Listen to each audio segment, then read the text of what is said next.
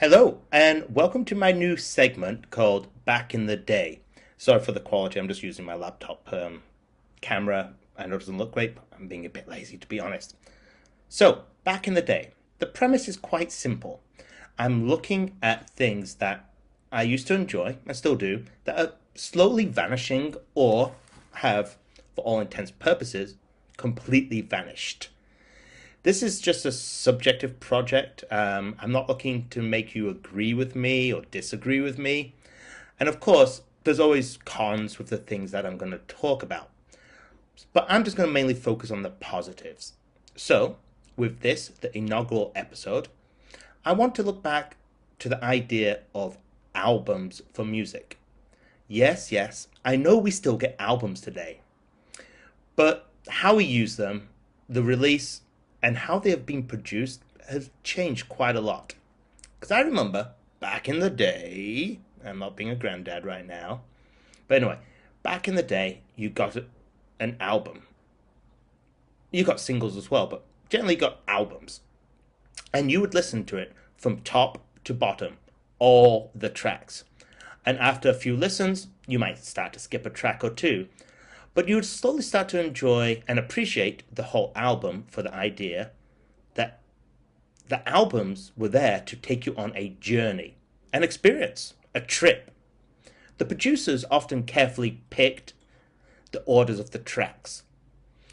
You did not want to go from like a really soft song to a really rocking loud song, and vice versa. They would seep into one another in a very careful manner. There was a lot of thought and process going into what should be track one, track two, track three, track four. So, like when a well known singer or band released a new album, it was an event.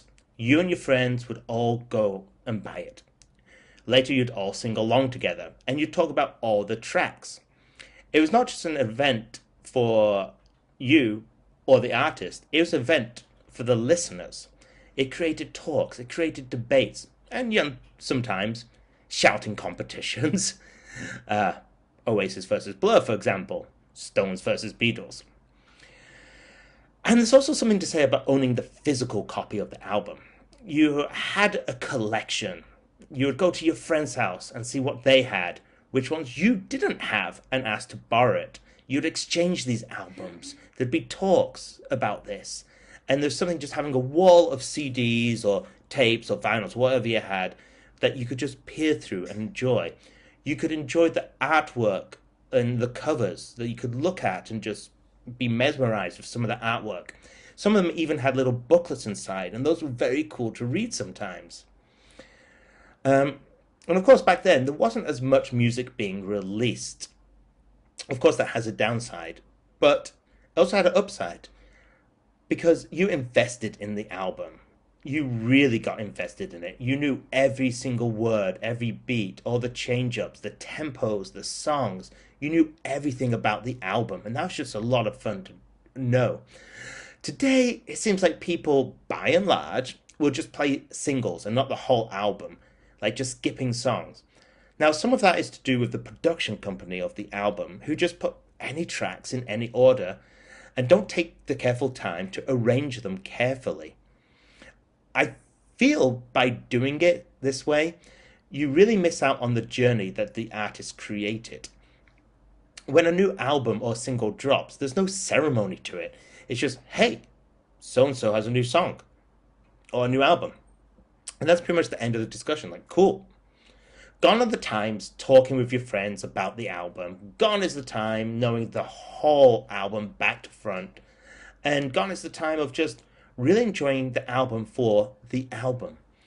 And I personally, I do this sometimes, I admit this, that when there's a song of an artist I might not like, I might skip it. And there's less chance that I will go back to it and listen to it again. But you know what? With albums, when you listen to the whole things, you were forced to listen to all the songs again and again. And many times, those songs that you didn't like at first slowly start to become your favorite songs on the album. So I think people are really missing out on some really good music out there by doing this. Another thing is there's almost too many songs coming out. Look, I think this is also a good thing. I'm very happy that all these artists have a chance to bring out their music and have people listen to it. But two things come from this. First, there's a lot of crap coming out. Music with no soul, music with no feeling. It's just a big money grab. At least that's what it feels like to me sometimes. The second thing is that you might miss a lot of good music. If there's too many songs coming out, you don't have time to really listen to it and appreciate all these songs. And I've myself have found that I've missed a lot of good music, and just by chance I've discovered it.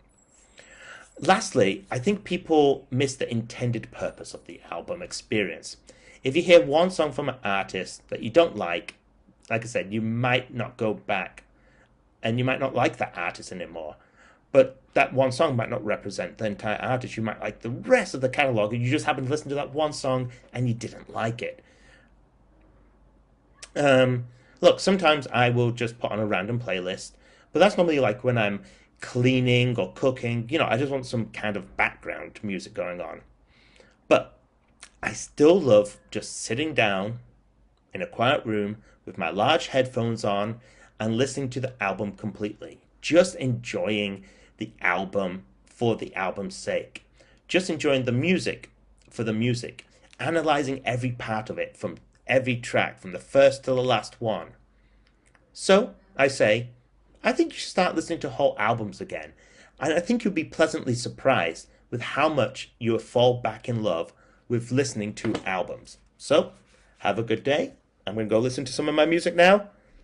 Sayonara.